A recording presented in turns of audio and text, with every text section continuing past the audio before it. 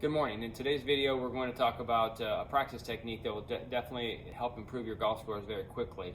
What you want to do is we're going to go through the whole set of clubs, and we're going to hit 10 to 15 balls with every club and actually learn how far your irons actually go. A lot of people have no idea how far they go. They think they know, and then they hit good shots, and maybe they go too far, maybe they go too short. But this is a practice that we want to do a couple times a year because it does change.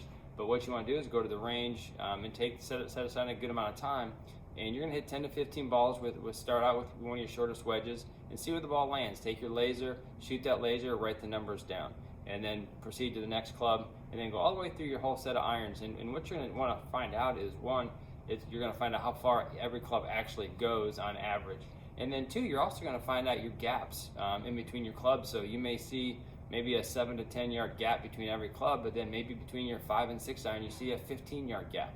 And it's very good to learn these things, so when you're out on the golf course and maybe you have 150 yards to the pin, but maybe it's a front pin and it's over a bunker, so you need to fly the ball 150 yards. Well, if you don't know your yardages and you're kind of guessing, you may hit a really good shot and it ends up in a bunker, and then now you're really upset because you hit a good shot, maybe you think you hit it bad, but the fact is you just really didn't know your numbers. And this also does another thing is when you're playing in the elements, especially in Ohio, we get a lot of wind. If you don't know your baseline numbers, you're not going to have a starting point to figure out, okay, this is a 2-club wind today. Well, what does that mean? If you know your numbers, if you know you hit it 150 yards with an 8-iron and it's a 2-club wind today, well, now you know if you're downwind, maybe you can hit a wedge, but if you're into the wind, maybe you need to go to your 6-iron. So this is a practice. It does take some time, so maybe you need to set aside a day or two of practice sessions, so a few hours where you actually go out there and get some space and get a laser and go out there and really take some time and go through the wedges, go through your irons, maybe your hybrids as well.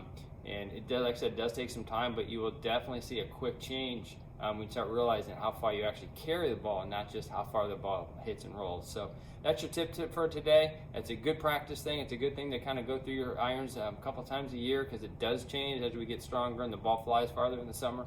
But take this advice and hopefully it helps you out. Best of luck. Take care.